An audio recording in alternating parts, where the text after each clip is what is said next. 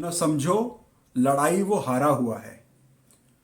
महाभारत का युद्ध अपने निर्णय की तरफ बढ़ चुका है। अर्जुन और कर्ण में भीषण संग्राम चल रहा है। इधर कृष्ण चिंतित हैं कि जब तक कर्ण के हाथ में शस्त्र है, राधे के हाथ में शस्त्र है, कौंते यानी अर्जुन उसे हरा नहीं पाएगा। कवि को, शायर को कविता की प्रेरणा कहाँ से मिलती है, कैसे मिलती है, कब मिलती है, ये निश्चित रूप से कोई नहीं बता सकता। लेकिन मुझे जिस प्रसंग से गज़ल का मतला कहने की प्रेरणा मिली वो मैं आपसे शेयर करना चाहता हूँ, साझा करना चाहता हूँ, फिर वापस गज़ल पर लौटेंगे। तो कृष्ण चिंतित हैं कि कैसे कर्ण को रोका जाए, क्योंकि कई बार युद्ध में अब तक ये हो चुका है कि कर्ण ने अपने धनुर्विद्या के बल पर अर्जुन को नीचा दिखाया है।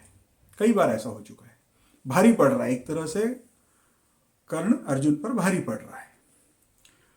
इधर सूर्य देवता यानी कर्ण के जो पिता हैं, सूर्यपुत्र कर्ण, तो सूर्य देवता अस्त होने के लिए आतुर हैं कि आज का दिन निकल जाए, मेरे बेटे पे आंच नहीं आए। वो अपनी तरफ से अपने घोड़े जल्दी दौड़ा रहे हैं कि आज का दिन कैसे भी अस्त हो जाए, लेकिन होनी को कोई टाल नहीं सकता है। कर्ण को अपने जीवन में कभी एक श्राप था किसी निर्धन ब्राह्मण का, जिसकी गाय की हत्या कर्ण के हाथ से हो गई थी।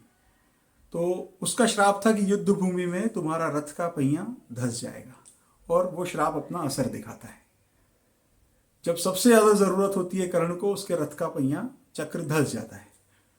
वो अपने शस्त्र, अपना धनुष बाण नीचे रखता है और प्रवृत्त होता है अपने हाथों से पहिए को निकाले, रथ चक्र को निकाले और रथ वापस से दौड़ पड़े, युद्ध फिर शुरू हो सके। ये देखते हुए अर्जुन भी अपना गांडीव नीचे रख देता है, क्योंकि उस समय के नियम थे कि कोई भी निहत्था हो, निशस्त्र हो, उसके ऊपर वार नहीं किया जा सकता है। लेकिन कृष्ण ये मौका ताड़ लेते हैं। उन्हें समझ में आ जाता है कि यही मौका है जब अर्जुन कर्ण को मार सकता है। इसलिए वो अर्जुन को उकसाते हैं कि कैसे इन कौरवों ने मिलकर निहत्थे अभिमन्यु को मौत के घाट उतारा था, कैसे उसकी हत्या की थी, कैसे उसका वध किया था। इससे प्रेरित होकर अर्जुन यंत्रवत किसी मशीन की भांति बाण को अपने धनुष पर संधान हेतु चढ़ाता है। कर्ण दूर से यह सब देख रहा है। वह कुंती का ज्येष्ठ पुत्र है, अर्जुन का बड़ा भाई है। उसे पता है कि कृष्ण भी यह बात जानते हैं। एक क्षण के लिए वह अर्जुन को रोकने के लिए प्रवृत्त होता है कि अरे भाई रुको, ये तो नियमों के खिलाफ है, ये क्या कर रहे हो। लेकिन तभी उसका ध्यान जाता है कृष्ण की तरफ, और वो देखता है कि अर्जुन को बाण चलाने का इशारा और कोई नहीं, स्वयं पार्थ सारथी श्री कृष्ण कर रहे हैं।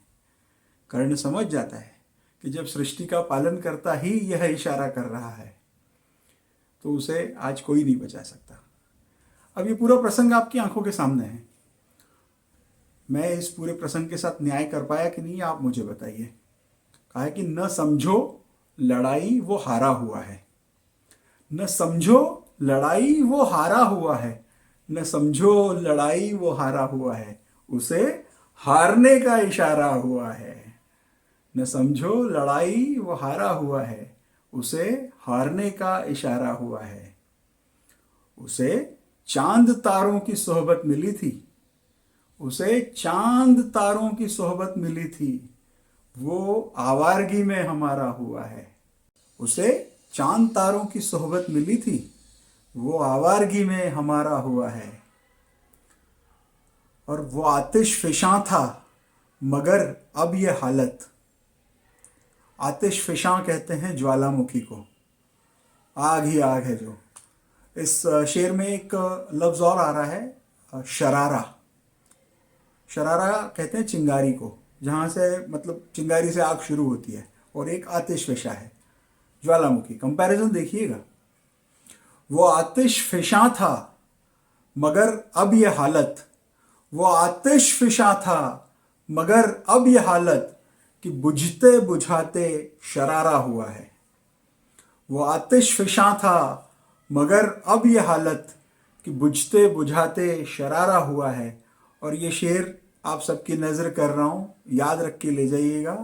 कि नदी की मोहब्बत में आंसू बहाकर, नदी की मोहब्बत में आंसू बहाकर समंदर भी मीठे से खारा हुआ है।